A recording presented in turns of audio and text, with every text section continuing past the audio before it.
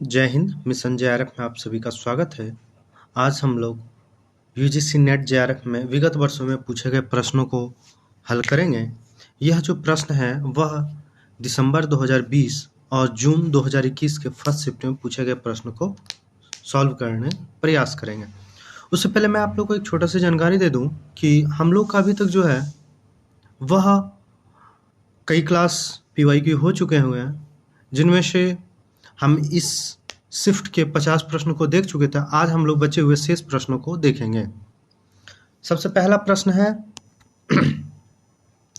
निम्नलिखित में से कौन सा कहानी ठुमरी कहानी संग्रह में संकलित नहीं है?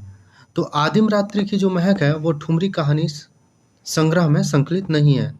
बाकी सब जो है वह ठुमरी कहानी में संकलित है। ठुमरी कहानी के जो प्रकाशक है वो फणेश्वर नाथ रेणु है।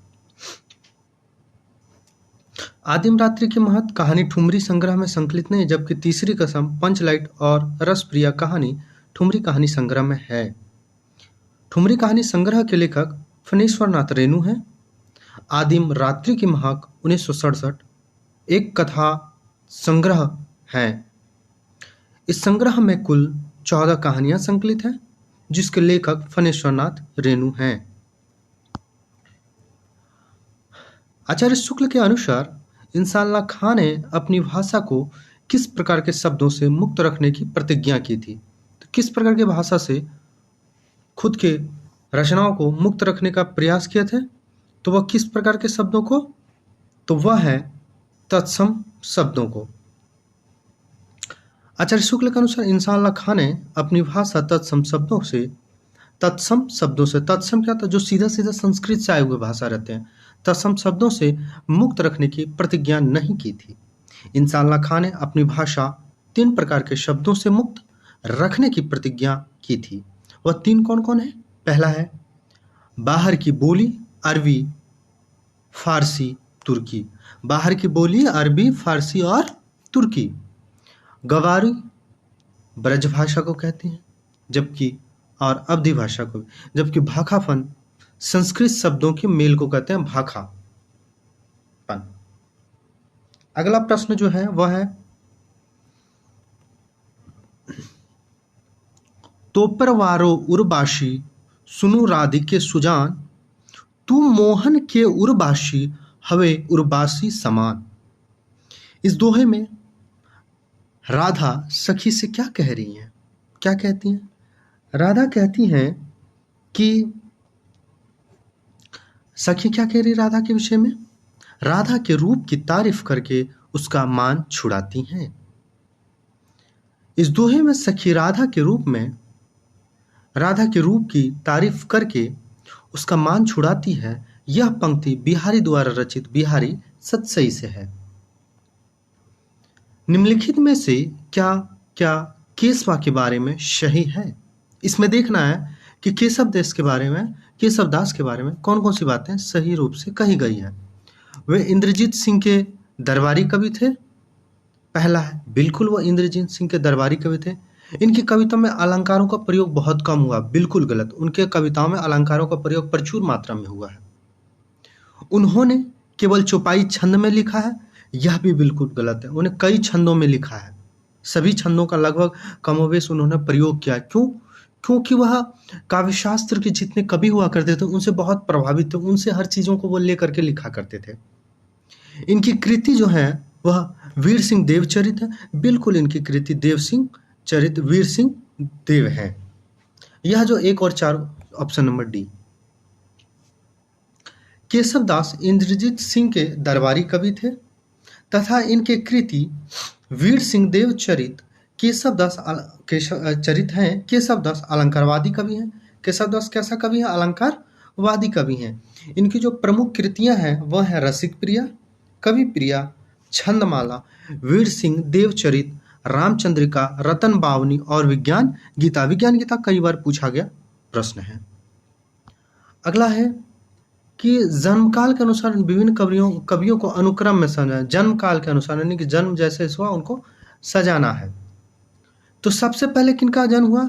श्रीधर पाठक का। कब? 1858 में। अयोध्या सिंह उपाध्याय हरिऔध का जन्म 1865 ईस्वी में हुआ है। गया प्रसाद शुक्ल स्नेही का जन्म 1883 में हुआ है, जबकि राम नरेश त्रिपाठी का जन्म 1889 में हुआ है। अगला प्रश्न है, निम्नलिखित में से अध्यापक पूर्ण सिंह का निबंध है?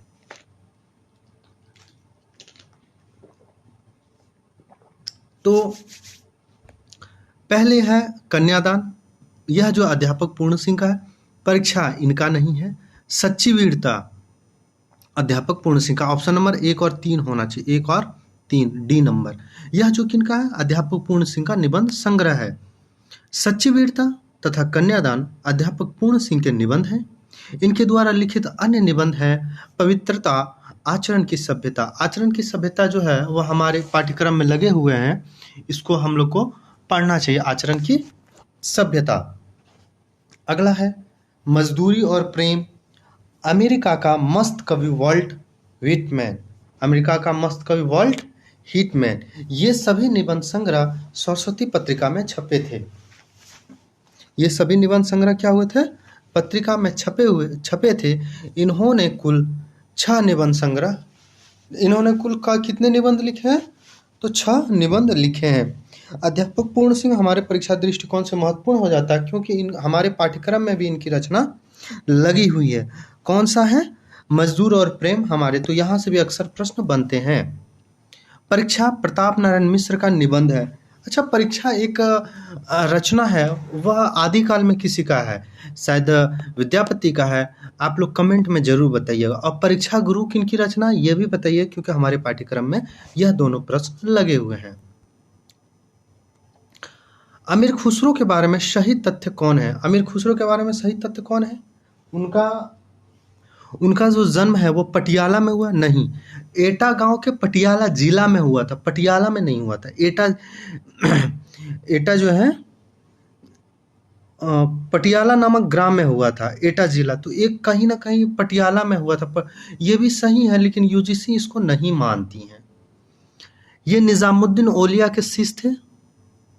बिल्कुल ये निजामुद्दीन औलिया के शिष्य थे, क्योंकि निजामुद्दीन औलिया की जब मृत्यु हुई थी, रैन भय प्रदेश मुंह पर डारे केस, इस टाइप का एक दोहा लिखे हुए थे उनकी मृत्यु के पश्चात। कौन लिखे थे? अमीर खुसरो। वे ईरान और भारत के फारसी लिखने वाले चोटी के कवियों में एक थे, बिल्कुल एक थे। उसने कहा था, मैं हिंदुस्तान की तूती हूँ, मुझसे कुछ पूछना हो तो हिंदुस्तानी तूती में पूछो, न कि फारसी में। तो 4 नंबर तो बिल्कुल नहीं होगा। बाकी 1, 2, 3 ऑप्शन में बनता है। जब 1 और 2, 3 ऑप्शन में सही है तो हम लोग देखेंगे कौन सा, 1 और 2 भी हो सकता है, 2 और 3 भी हो सकता है, लेकिन यूजीसी जो मानी है वह 3 मानी, क्योंकि अमीर खुसरो के बारे में सही तथ्य, वे निजामुद्दीन औलिया के शिष्य थे। वे ईरान और भारत के फारसी में लिखने वाले चोटी कवियों में एक थे। खुसरो का जन्म 1255 ईस्वी में एटा जिले, देखिएगा एटा जिले के पटियाला यहाँ हुआ था, माफ करिएगा, पटियाला यहाँ हुआ था, जबकि पटियाली नामक ग्राम में हुआ था। उन्होंने कहा था, मैं हिंदुस्तान की तीतू हूँ, मैं हिंदुस्तान की तूती हूँ, मुझसे कुछ पूछना है तो हिंदवी में पूछो। खुसरो द्वारा रचित ग्रंथ खालिक बारी, पहेलियां, मुकुरियां, दो सुखाने और गजल हैं। स्वाधीनता प्राप्ति से पूर्व पंजाब में पैदा हुए सांप्रदायिक तनाव और उससे जुड़े क्रूरताओं का अंकन किस उपन्यास में किया गया है? तो किस उपन्यास में किया गया है?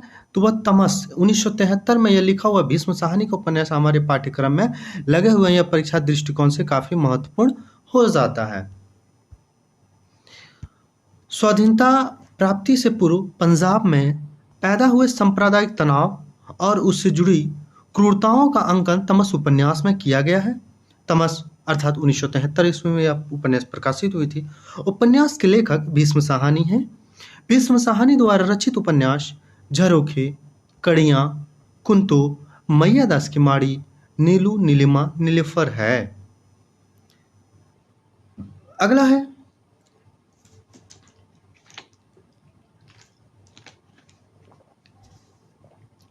प्रकाशन वर्ष के अनुसार निम्नलिखित उपन्यासों को सही अनुक्रम में लगाएं। प्रकाशन वर्ष के अनुसार क्या करना, सभी उपन्यासों को सही अनुक्रम में लगाना है। तो आप लोग को पता होगा कि मानस का हंस 1972 ईस्वी में प्रकाशित हुआ था। यह हमारे पाठ्यक्रम में लगा हुआ मानस का हंस, और 1973 में तमस प्रकाशित हुआ था। झूठा सच 2 भागों में प्रकाशित हुआ है। झूठा सच 1958 और 60 में प्रकाशित हुआ था। राग दरबारी जो 1968 ईस्वी में प्रकाशित हुआ था, और जिंदगी नामा जो है 1979 में प्रकाशित हुआ था। तो ऑप्शन के हिसाब से 2, 3, 1, 4। झूठा सच यशपाल का उपन्यास है। इनका प्रकाशन वर्ष 1958 और 60 में हुआ है। राग दरबारी श्रीलाल शुक्ल का है। यह 1968 ईस्वी में प्रकाशित हुआ है। मानस का हंस अमृतलाल नागर का उपन्यास है। इसका प्रकाशन वर्ष 1972 में हुआ है। जिंदगी नामा कृष्णा सोबती की रचना है, और इसका प्रकाशन वर्ष 1979 में हुआ है। निम्नलिखित में से किसके मतानुसार इतिहास की व्याख्या द्वंद्वात्मक पद्धति के आधार पर होनी चाहिए? तो यह बात कौन कहते हैं? तो यह बात हीगल कहते हैं। हीगल के मतानुसार इतिहास की व्याख्या द्वंद्वात्मक पद्धति के आधार पर होनी चाहिए। हीगल ने विकासवादी प्रक्रिया से प्रगति के विचार पर बल देते हुए इस प्रतिपादित किया है कि हम किसी वस्तु के यथार्थ रूप को उसी विरोध के रूप में उसकी तुलना करके ही जान सकते हैं।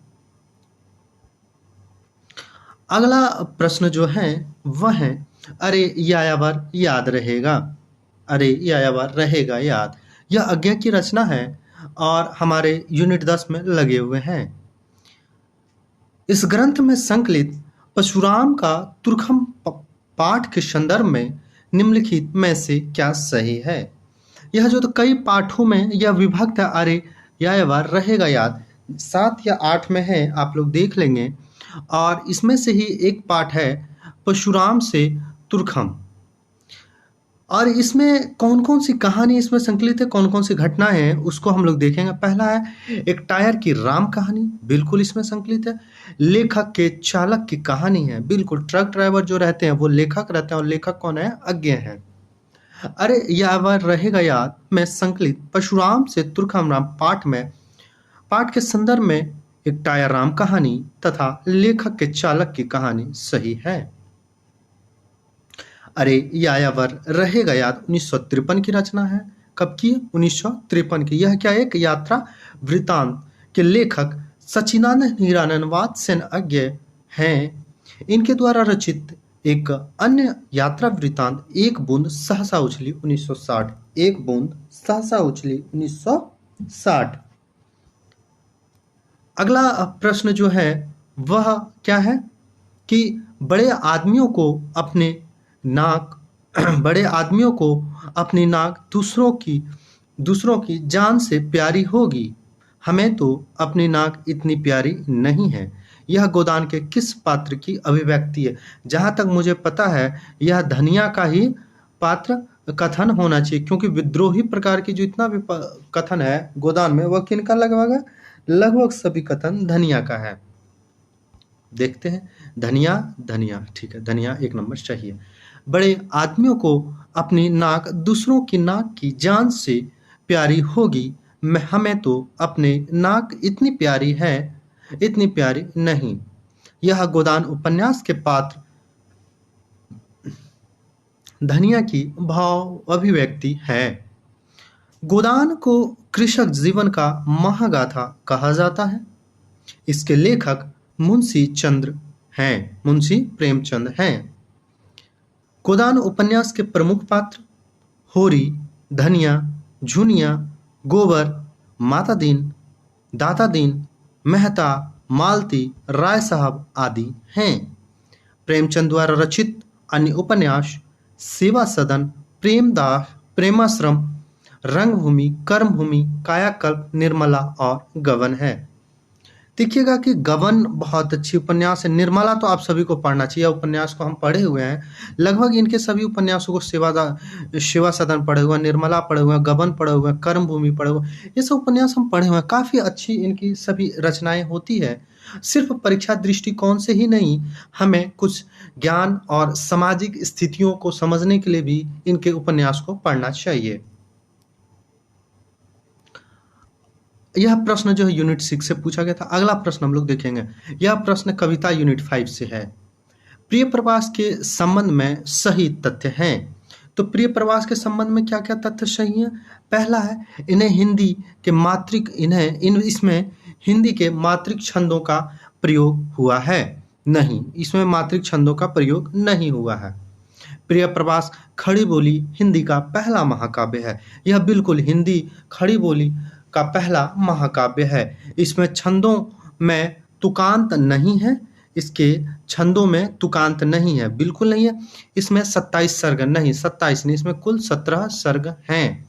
तो ये भी गलत, पहला गलत हो जा रहा, ये चौथा गलत हो जा रहा और पहला गलत हो जा रहा है। 2 और 3 का ऑप्शन नंबर डी।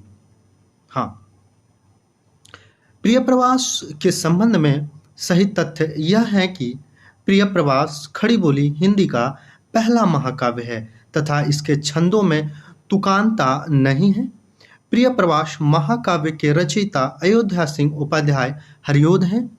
इस महाकाव्य में कुल 17 सर्ग हैं। छंद और भाषा के संबंध में हरिओद ने कहा है, भिन्न तुकांत कविता लिखने के लिए संस्कृत वृत्त बहुत ही उपयुक्त हैं। कुछ संस्कृत वृत्तों के कारण और अधिकतर मेरी रुचि के कारण इस ग्रंथ की भाषा संस्कृत गर्भित है। अगला जो प्रश्न है यह पूर्वा यानी कि यूनिट 2 से पूछा गया है।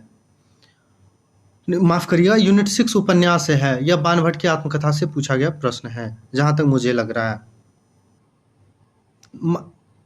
माफी चाहेंगे, यह बाणभट्ट की आत्मकथा से भी उपन्यास नहीं है। यह जो पूर्वा है पहले किसकी रचना, तो यह रचना किसकी है? यह रामधारी सिंह दिनकर के उर्वशी कहानी का एक पात्र है, नाटक के पात्र हैं। यूनिट 2 से यह प्रश्न है। पूर्वा द्वारा कहे गए संवाद, कवि और प्रेमी एक ही नहीं है। कवि और प्रेमी एक ही नहीं है। प्रेमी तन की सुंदरता पर मुग्ध होती है, जबकि कवि देह से दूर चाहता है। यह जो है वह गलत है। मैं तुम्हारे हाथ का लीला कमल हूं। यह जो है बिल्कुल सही है। मैं तुम्हारे हाथ का लीला कमल हूं। कुसुम और कामनी दोनों सुंदर होते हैं, परंतु फूल अधिक सुंदर होते हैं। यह भी गलत है। प्रेम केवल जलन नहीं, वह अमृत शिखा भी है। यह सही है, यानी 2 और 4, ऑप्शन नंबर डी। पूर्वा द्वारा कहे गए संवाद हैं, मैं तुम्हारे हाथ का लीला कमल हूं तथा प्रेम केवल जलन नहीं, वह अमृत शिखा भी है। उर्वशी रामधारी सिंह दिनकर द्वारा रचित काव्य नाटक है। 1961 में प्रकाशित इस काव्य में दिनकर ने उर्वशी और पूर्वा के प्राचीन आख्यानों को एक नए अर्थ में जोड़ना चाहा है। परिंदे कहानी में कुल कितने कहानी संग्रहित है?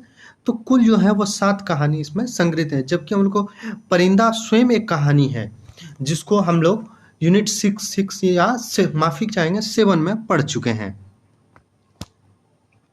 परिंदे कहानी के संकलन में कहानियों की संख्या 7 है। परिंदे 1960 कहानी संग्रह के लेखक निर्मल वर्मा है। निर्मल वर्मा द्वारा रचित अन्य कहानी संग्रह हैं जलती झाड़ी 1965, पिछली गर्मियों में 1968, बीच बहस में 1973, कौवे और काला पानी 1983 आदि।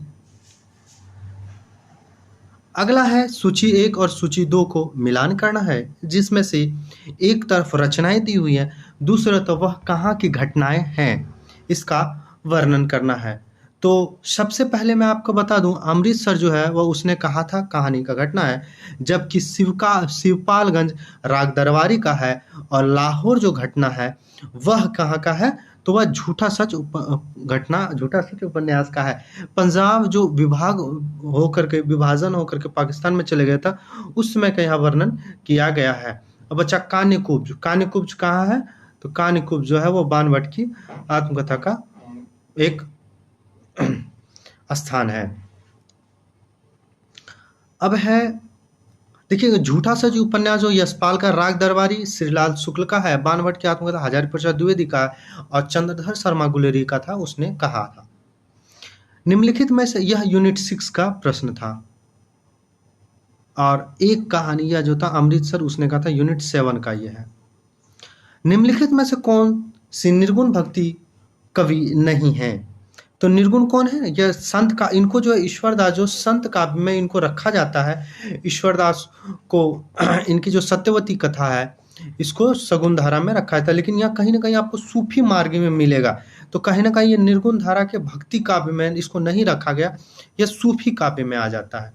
अब बहुत लोगों का कहना है कि ये सगुन भक्ति धारा में भी आते हैं, इसमें थोड़ा सा कहीं कहीं कुछ अलग अलग दिया है। जबकि आपको पता होगा सुंदरदास निर्गुण कवि धारा के हैं, मलुकदास, बाबा लाल दास, ये सब जो है बिल्कुल निर्गुण भक्ति मार्ग के कवि हैं।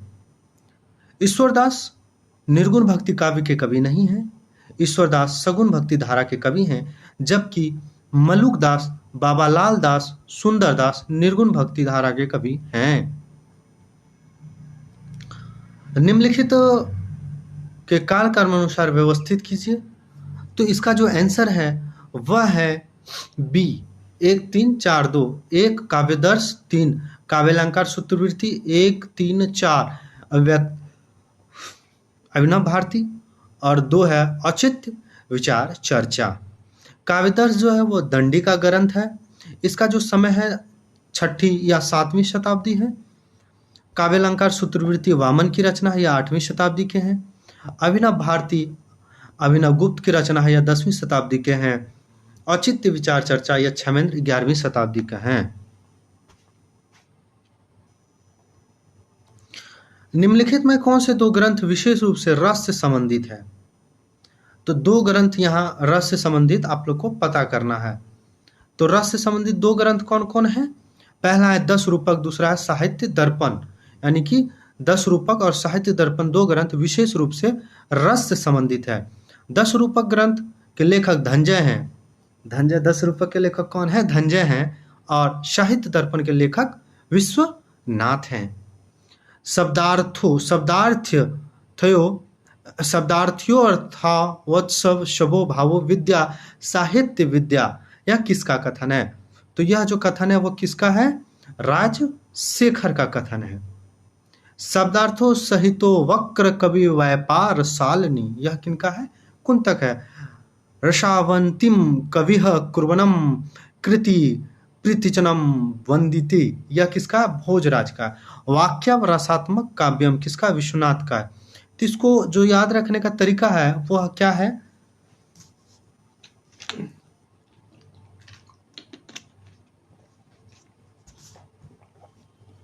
आप लोग इसको जो है याद रखिएगा, विद्या साहित्य विद्या किसका है, राजशेखर की रचना। व्यापार सालनी किसका है, कुंतक का है। कीर्ति प्रीति च वदंती भोजराज का है। रसात्मक काव्यम किसका, विश्वनाथ का है। अगला है, बच्चन सिंह के अनुसार परिवर्तन कविता से संबंधित सही तथ्य कौन सा, यूनिट 5 से। पहला है इसका कि जीवन के संतुलित परिवर्तन की द्वंद्वात्मक ने इस कविता के रूप में विधान को जटिल और प्रभावशाली बना दिया, बिल्कुल बना दिया है। और दूसरा, इनमें से कहीं कहीं संस्कृत के तत्सम शब्दावली द्वारा परिवर्तन में भयंकर रूपाकार का चित्रण किया गया है। 1 और 3। बच्चन सिंह परिवर्तन कविता के संदर्भ में सही कथन है जीवन की संकुलता और परिवर्तन की द्वंद्वात्मक ने इस कविता के रूप में विधान को जटिल और प्रभावशाली बना दिया है। इसमें कहीं कहीं संस्कृत की तत्सम शब्दावली के द्वारा परिवर्तन के भयंकर रूपाकार का चित्रण किया गया है।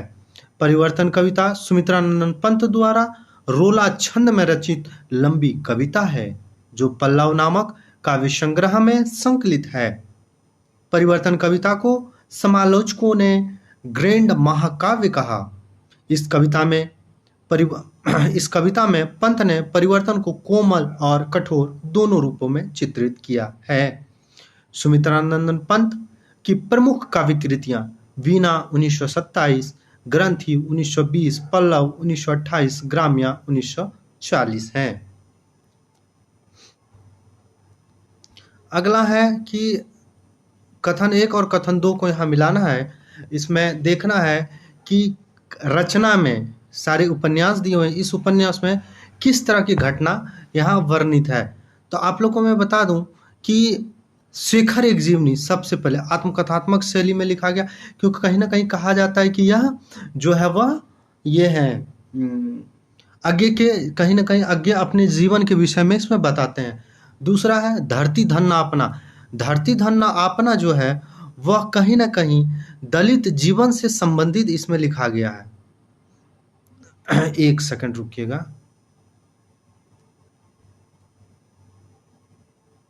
बिल्कुल सही है कि कहीं ना कहीं दलित जीवन से संबंधित कौन है, धरती धन्ना आपना। अब मानस का हंस आप देखिएगा तो ये जीवनी परक उपन्यास का है। क्योंकि इसमें गोस्वामी तुलसीदास के कहीं ना कहीं जीवनी का पूरा वर्णन किया गया। और राजनीति बोध तमस में, क्योंकि अब दंगा हुआ था, राजनीति स्थिति कैसा था मुस्लिम लीग और कांग्रेस का, इसमें चीज में बहुत तमस में अच्छे से वर्णन किया गया है। भीष्म साहनी कृत तमस उपन्यास में राजनीति दलों द्वारा सांप्रदायिकता के लाभ का चित्रण किया गया है। मास्टर रामदास, नथु मेहता, हयात बख्श आदि प्रमुख पात्र हैं। अमृतलाल नागर द्वारा रचित उपन्यास मानस का हंस गोस्वामी तुलसीदास के जीवन पर लिखा गया है, जीवनी परक उपन्यास है। आगे के उपन्यास शेखर एक जीवनी के प्रथम भाग को उत्थान कहा गया है, जिसका प्रकाशन वर्ष 1940 और द्वितीय भाग को संघर्ष कहा गया, जिसका प्रकाशन वर्ष 1944 है। यहाँ भी सूची 1 सूची 2 का मिलान करना, एक तरफ कवि दिया हुआ और उस कवि का स्थान दूसरा जगह दिया हुआ है। तो पहला है अभिमन्यु अनंत। अभिमन्यु अनंत कहाँ के हैं? अभिमन्यु अनंत मॉरिस के हैं। जोगिंदर सिंह कंवल कहाँ के हैं? तो यह फिजी के हैं। सूर्य प्रसाद वीरे यह कहाँ के हैं? सूरीनाम के हैं। सहोदरा शिव का है? ट्रिनिडाड के हैं।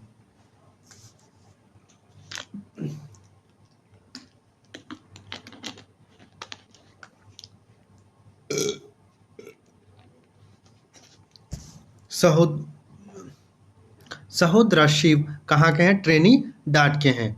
अभिमन्यु अनंत को मॉरिश का प्रेमचंद कहा था। मॉरिशस का क्या इसे कहा था? अभिमन्यु अनंत को मॉरिशस का प्रेमचंद कहा जाता।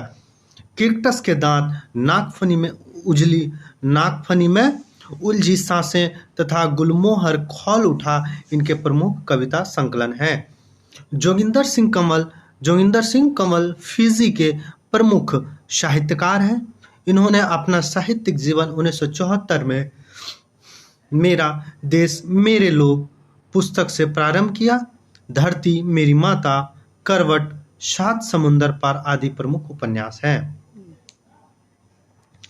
प्रकाशन वर्ष के अनुसार निम्नलिखित निबंध संग्रह का सही अनुक्रम में लगाना है। तो सही अनुक्रम में लगाना है क्या क्या है? पहला है बकलम खुद 1951 किनका है? नामवर सिंह का है।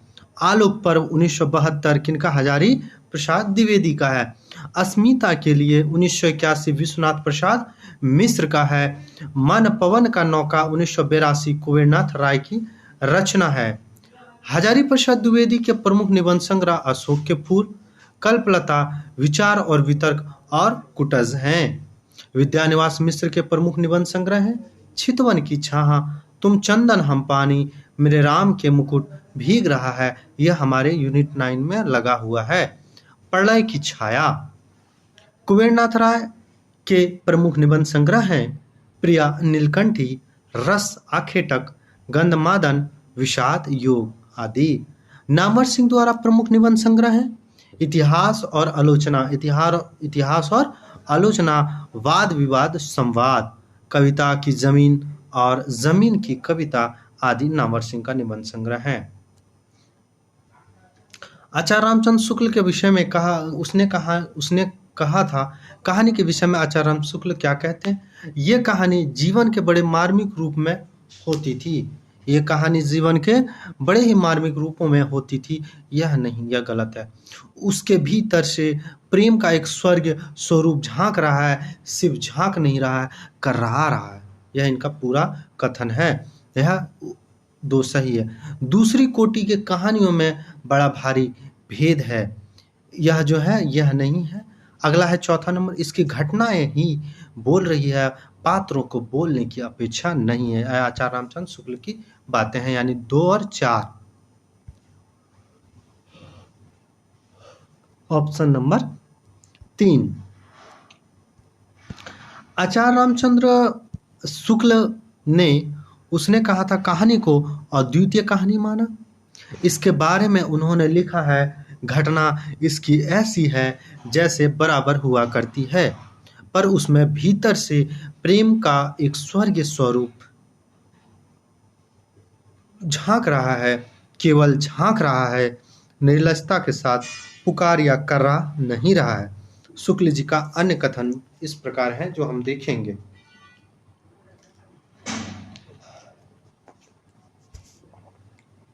शुक्ल जी का अन्य कथन क्या है? इसकी घटना ही बोल रही है, पात्रों को बोलने की अपेक्षा नहीं। चंद्रधर शर्मा गुलेरी द्वारा रचित कहानी उसने कहा था एक का प्रकाशन वर्ष 1915 में सरस्वती पत्रिका में प्रकाशित हुआ था। आचार्य रामचंद्र शुक्ल ने चंद्रधर शर्मा गुलेरी के विषय में लिखा है, यह बेधड़क कहा जा सकता है कि शैली की जो विशिष्टता और अर्थगर्भित वक्रता गुलेरी में मिलता है वह किसी लेखक में नहीं। मोहन राकेश के कहानी संग्रह का प्रकाशन वर्ष के अनुसार सही अनुक्रम में बताएं।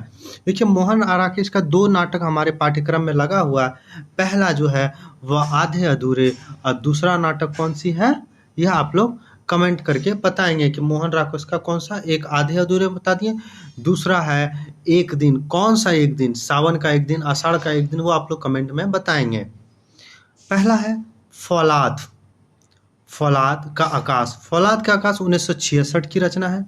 नए बादल 1957 की रचना है। एक और जिंदगी यह जो रचना है वह 1961 की है। जानवर और जानवर यह 1958 की रचना है, यानी कि ऑप्शन नंबर बी 2 4 3 1। नए बादल 1957, जानवर और जानवर 1958, एक और जिंदगी 1961, फौलाद और आकाश 1961। आषाढ़ का एक दिन, लहरों का राजहंस, आधे अधूरे नाटक मोहन राकेश का प्रमुख नाटक है। अब आप लोग कमेंट करके हमको ये भी बताएंगे मोहन राकेश का कौन सी नाटक अधूरा रह गया था या सबसे अंतिम इनकी रचना कौन सी थी। यात्रा साहित्य से संबंधित राहुल संकृत्यान की पुस्तकें कौन कौन सी हैं? तो कौन कौन सी हैं? मेरी लद्दाख यात्रा और तिब्बत में 1.25 वर्ष। तिब्बत में 1.25 वर्ष और रूस में भी यह कुछ दिन रहे थे। यात्रा साहित्य संबंधित राहुल संकृत्यान की पुस्तकें मेरी लद्दाख यात्रा, तिब्बत में 1.25 वर्ष। राहुल संकृत्यान यात्रा साहित्य में इनकी कौन कौन सी रचना है? किन्नर देश में, चीन में क्या देखा, मेरी तिब्बत यात्रा। मेरी तिब्बत यात्रा जो है ये हमारे पाठ्यक्रम में यूनिट 10 में लगे हुए हैं। रूस में 25 मास, 25 रूस में कितने मास? 25 मास। मेरी जीवन यात्रा राहुल संकृत्यान की आत्मकथा है। विस्मृत यात्री इनका प्रसिद्ध उपन्यास है जो एक बौद्ध भिक्षु नरेंद्र यश के जीवन पर आधारित सत्य घटना है। निम्नलिखित में से नई कहानी आंदोलन के कहानीकार हैं। नई कहानी के आंदोलन कहानीकार कौन कौन से हैं? तो इनका जो है वह दो हैं। कौन कौन से हैं? तो निर्मल वर्मा और राजेंद्र यादव। निर्मल वर्मा, राजेंद्र यादव नई कहानी आंदोलन के कहानीकार हैं। दूधना सिंह और कहानी आंदोलन के कहानीकार हैं।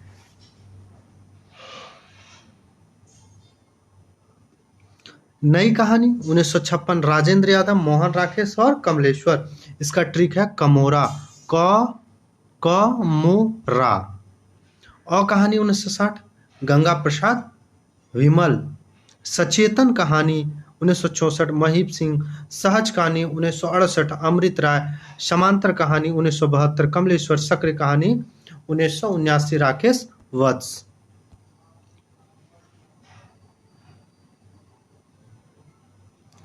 अगला है निम्नलिखित में से राम की शक्ति पूजा कहानी से कविता से संबंधित कथन है। क्या है? मैं आप लोग को बता दूं कि राम की जो शक्ति पूजा है उसमें राम का वर्णन जो आम आदमी की तरह किया गया है और एक बहुत ही मार्मिक घटनाएं इसमें जो है वर्णन किया गया है। वो आम इंसान की तरह राम जो हताश हो जाते हैं। फिर जिस प्रकार हनुमान जी की शक्ति को कोई अन्य बोल करके उनको एहसास, जामवंत के द्वारा एहसास किया जाता है कि हनुमान तुम ऐसे हो, इतने शक्तिशाली हो, वैसे राम को भी एहसास कराया जाता है कि तुम बहुत शक्तिशाली हो। राम रावण के और निर्णित समर के इष्ट विराट और उदात्त चित्र अन्यंत्र दुर्लभ है, बिल्कुल दुर्लभ है। राम की शक्ति पूजा का उल्लेख श्रीमद् भागवत गीता के पुराण में नहीं, बिल्कुल यह गलत है। इसमें सूक्ष्मता के अनेक स्तरों पर विचार करने वाली अर्थ योजना अप्रतिम है, बिल्कुल अप्रतिम है। इसमें राम के देवीय चरित्र रूप में है, लेकिन हमने अभी तुरंत आपको बताया देवीय चरित्र रूप में नहीं, वो आम आदमी के चरित्र रूप में है। तो 2 और 1 नंबर, 1 और 3 ऑप्शन नंबर सी। महाकवि निराला की काव्य रचना राम की शक्ति पूजा से संबंधित उपयुक्त कथन निम्नलिखित हैं। राम रावण के अनिर्णित समर का इतना विराट और उदात्त चित्र अन्यंत्र दुर्लभ है। इसमें सूक्ष्मता के अनेक स्तरों पर विचार करने वाली अर्थ योजना अप्रतिम है। अक्टूबर 1936 में गोदान में प्रकाशित हुई है प्रेमचंद का प्रकाशित राम की शक्ति पूजा पर सर्वाधिक प्रभाव बंगाल के कृत्तिवास रामायण का है। इस कविता का प्रमुख विषय राम रामायण का युद्ध नहीं बल्कि सीता से मुक्ति। इसमें राम के देवीय चरित्र के रूप में नहीं, राम का अंकन युगीन संवेदना अनुकूल, यही पूरी तरह मानवीय धरातल पर हुआ है। अगला है के बिरहिन को मिच दे के आपा दिखलाई, 8 पहर का दांझना मोपे शहा न जाई। इन पंक्तियों में प्रेम के किस स्थिति का वर्णन हुआ है? तो किस विरह की अतिशयता का वर्णन हुआ है। यह जो पंक्ति है वो किनका है? वो कबीर दास का है। अब यहाँ एक सूची 1 सूची 2 का मिलान करना है। तो राजभाषा आयोग का गठन कब हुआ था? 1955 में हुआ था। राजभाषा आयोग का गठन कब हुआ था? 1955 में हुआ था। राष्ट्रपति का आदेश फिर कब आया था? राष्ट्रपति का आदेश जस्ट 5 साल के बाद आया था, 1960 में आया था। राजभाषा अधिनियम कब आया था? राजभाषा अधिनियम जस्ट 3 साल के बाद आया था। और फिर राजभाषा जब अधिनियम आया था तो राजभाषा नियम कब बना? 1976 में बना, टोटल 13 साल के बाद। भारत के राष्ट्रपति राजेंद्र यादव ने भारतीय संविधान अनुच्छेद 341, 344 के 1 में प्रदत्त शक्तियों का प्रयोग करते हुए जून 1955 में बीजी खेर के अध्यक्षता में राजभाषा आयोग का गठन किया था। तपे लागी अब जेठ आषाढ़ी, में ही प्यू बिन छाजनी भई गाड़ी, तन तिन उर भा झूरो खरी, भय बरखा दुख अगारी जरी। इस पूरे कड़वक में नागमती की विरह दशा के बारे में यह विचार किसका है? यह आशिक मासूकों का निर्लज प्रलाप नहीं, यह हिंदू गृहिणी के विरहवाणी है, इसका सात्विक मर्यादापूर्ण माधुर्य मनोहर है। तो यह बात कौन कहते हैं? यह बात आचार्य रामचंद्र शुक्ल कहते हैं। नागमती की विरह दशा के बारे में उपयुक्त विचार आचार्य रामचंद्र शुक्ल का है। प्रेम कथा की परंपरा में आचार्य रामचंद्र शुक्ल ने पद्मावती को सबसे प्रौढ़ और सरस माना है। शिवपालगंज का चित्रण किसमें? राग दरबारी में किया गया है। 1968 में यह प्रकाशित हुआ था। श्रीलाल शुक्ल की यह व्यंग्यात्मक उपन्यास है। इसमें जो पात्र वैद हैं, रूपन है, बद्रीनाथ अग्रवाल है, रंगनाथ है, और उपन्यास के जो ये सब जो प्रमुख पात्र हैं।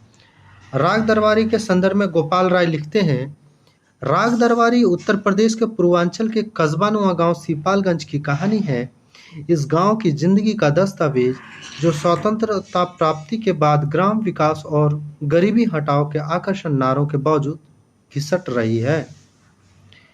जुलूस 1966 ईस्वी फनेश्वर नेनू का उपन्यास है, जिसमें गोड़ियार अर्थात पूर्वी बंगाल, गोड़ियार कहाँ था? पूर्वी बंगाल में, गांव से विस्थापित एक युवती, जिनका नाम युवती का क्या था?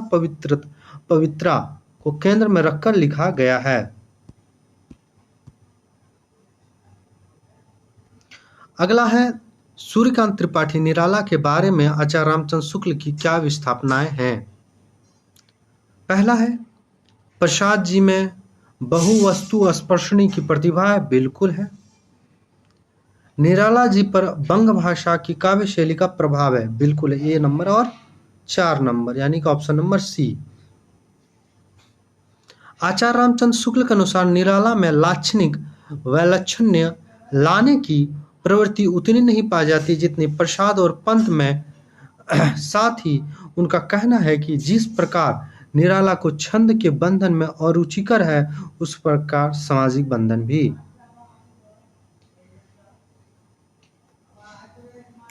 निम्नलिखित में से क्या क्या अलंकारों के अंतर्गत आते हैं?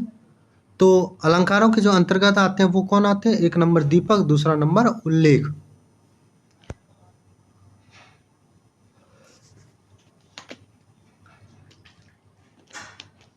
दीपक एवं उल्लेख अलंकारों के अंतर्गत आते हैं। दीपक अलंकार जहाँ उपमेय और उपमान दोनों का एक धर्म हो जाए, कहा जाए, जहाँ दीपक अलंकार होता है। जब किसी वस्तु का अनेक प्रकार से वर्णन किया जाए तब उल्लेख अलंकार होता है। रोमांच सात्विक अनुभव 8 प्रकार के होते हैं। आचार्य वामन ने रीति के 3 भेद किए हैं। आचार्य वामन ने रीति के 3 भेद किए, वैदर्भी, गौड़ी और पंचाली। वैदर्भी माधुर्य व्यंजक वर्णों से युक्त समास रहित ललित पद रचना को वैदर्भी रीति कहते हैं। कथन 1 और कथन 2 में देखना है कौन सा सही है। उपन्यास मानवेतर चित्रण का निषेध करता है, बिल्कुल नहीं करता। मानवों से भी इतर लिख सकते हैं, मानवेतर निषेध नहीं करता। पहला नंबर गलत।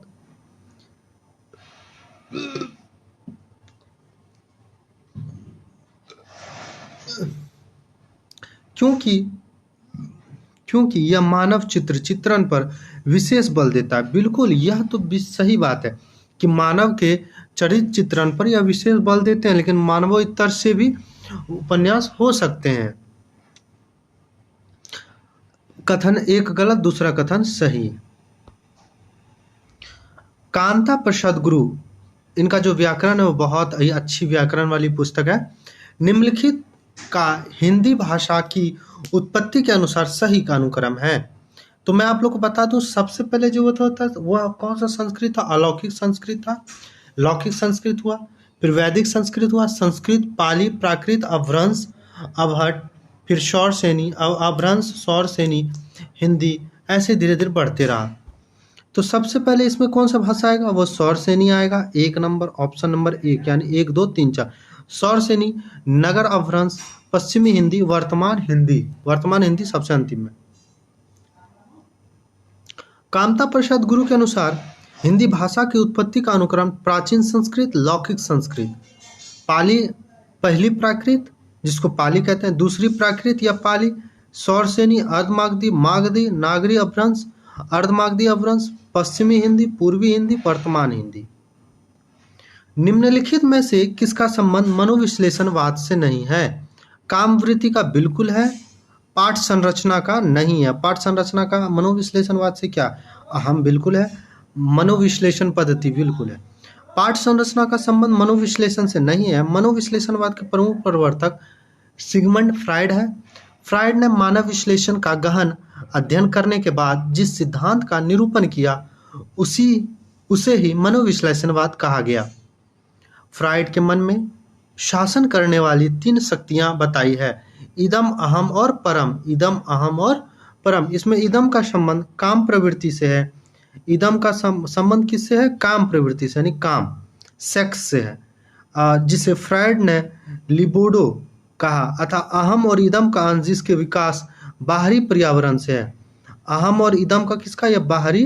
अहम और परम का किनका? बाहरी पर्यावरण से। तीसरी कसम कहानी चित्रित है। देखिए तीसरी कहानी हमारे यूनिट 7 में लगी हुई कहानी है तीसरी कसम या फणीश्वरनाथ रेणु का। फारबिसगंज उसमें कहानी में आया है, और एक चथरिया पीर का भी नाम आया। एक सेकंड रुक जाइए। चथरिया पीर नहीं, शिवपुर बाजार का आया है, माफ करेंगे, चथरियापुर कहीं और आया, ध्यान से उतर रहा कहाँ आया। फारबिसगंज और शिवपुर बाजार तीसरी कसम में चित्रित, जबकि तीसरी कसम उर्फ मारे गए गुलखाम के लेखक फणीश्वरनाथ रेणु है। हीरामन नामक गाड़ीवान है, नौटंकी कंपनी का नाम। कंपनी में काम करने वाली हीराबाई की कहानी प्रमुख पात्र है। तुम्हारा पथेर दाबी यह आवारा मसीहा से है, और यह कौन है? टैगोर कहते हैं आवारा मसीहा के संदर्भ में शरदचंद्र चट्टोपाध्याय को। तुम्हारा पथेर दाबी पढ़ लिया पुस्तक उत्तेजक है, अर्थात अंग्रेजी शासन के विरुद्ध पाठकों के मन को अप्रसन्न करती है। आवारा मसीहा का यह कथन किसका है? तो यह रविन्द्रनाथ टैगोर का है। तुम्हारा पथेर दाबी पढ़ लिया पुस्तक उत्तेजक है, अर्थात अंग्रेजी शासन पद्धति के विरुद्ध पाठकों के मन में अप्रसन्नता करती है। आवारा मसीहा का यह कथन रविन्द्रनाथ टैगोर का है। आवारा मसीहा विष्णु प्रभाकर द्वारा रचित प्रसिद्ध बंगला लेखक शरदचंद्र चट्टोपाध्याय की जीवनी है। इसमें इस जीवनी के लेखक इस जीवनी को लिखने में कितने लग गए? 14 वर्ष लग गए। चलिए आज का क्लास हम लोग का समाप्त होता है, लेकिन समाप्त करने से पहले मैं आप लोग को एक छोटा सा इन्फॉर्मेशन देता हूँ। अगर आप हमसे जुड़ना चाहते हैं तो 7643007052 पर आप हमको व्हाट्सएप मैसेज कर सकते हैं, या तो फिर आप हमसे व्हाट्सएप के टेलीग्राम के माध्यम से भी जुड़ सकते हैं। मेरा जो टेलीग्राम चैनल है वह किस नाम से है?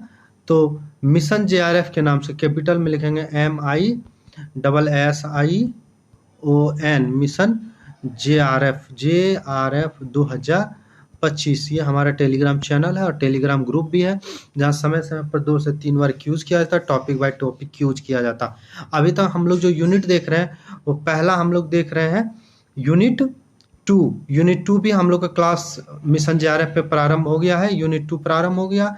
PYQ एक तरफ देख रहे हैं, और एक क्लास जो यूनिट 8 है। आप लोग को कल से परसों तक चंद्रगुप्त नाटक समाप्त कर दिया जाएगा। अगला नाटक बहुत जल्द प्रारंभ हो जाएगा, और बहुत जल्द एक और क्लास आप लोग के यहाँ आने वाली है।